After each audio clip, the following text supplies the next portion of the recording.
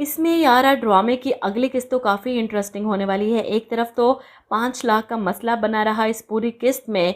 मिन्हा कबाब इल्ज़ाम बिलाल पर लगाता रहा और फ़ायज़ा फूफी बढ़ चढ़ कर चीखती रही, लेकिन जब बात इनके अपने बेटे पर आएगी तो ये किसी की नहीं मानेंगी। ये तो मिन्हा को पता है कि 5 लाख किसी और ने नहीं, साथ ने चुराए हैं, और ये बात वो अपनी माँ से भी करती है, लेकिन वो क्या कह सकती हैं क्योंकि इनकी बात पर तो कोई यकीन करेगा नहीं। खैर, बिलाल के वापस आने की खबर मिन्हा को अपनी माँ से मिलती है और जब वह वजह पता चलती है तो वो परेशान हो जाती है कि अम्मी झूठ बोल रहा है वो, भला शादी की रात दुल्हा को पुलिस क्यों उठा कर लेकर जाएगी। और जब माँ बताती है कि इस पर इल्ज़ाम लगाया था गबन का, वो तो हॉस्पिटल पड़ा रहा कितने दिन बेहोश। ये सुनकर मिन्हा परेशान हो जाती है और सीधा जाकर दादो से बात करती है। आपको पता है बिलाल वापस आ गया। दादो हैरान होकर कहती हैं, अच्छा। पीछे से आया जीरक मिन्हा की बातें सुन रहा था। ऐसे में वो होंठों पर उंगली रखकर दादो को चुप रहने का इशारा करता है कि मिन्हा को पता न चले कि मैं पीछे खड़ा इसकी बातें सुन रहा हूँ।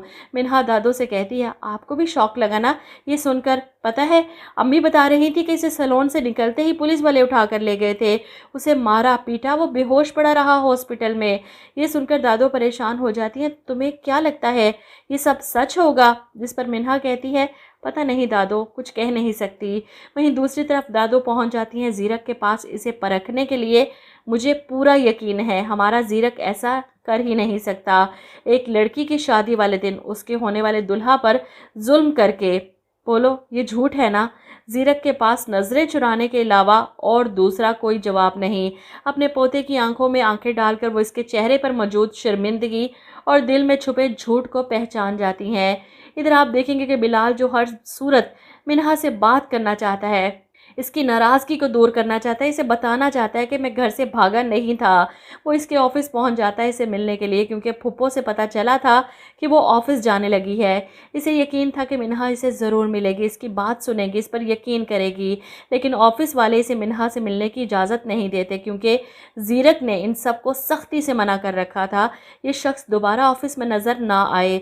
ऐसे में ये लोग सब मिलकर बिलाल को रोकने की कोशिश कर रहे थे और वो खुद को छुड़वाता हुआ मिन्हा के ऑफिस की तरफ ज़बरदस्ती जाने की कोशिश कर रहा है। इतने में मिन्हा ही ऑफिस से बाहर निकल आती है। इसे देखकर बिलाल एकदम से रुक जाता है। मिन्हा आगे बढ़ती है। इसे पता है कि अब इसकी शादी हो चुकी है और बिलाल को वो किसी भी खुशफहमी में नहीं रखना चाहती।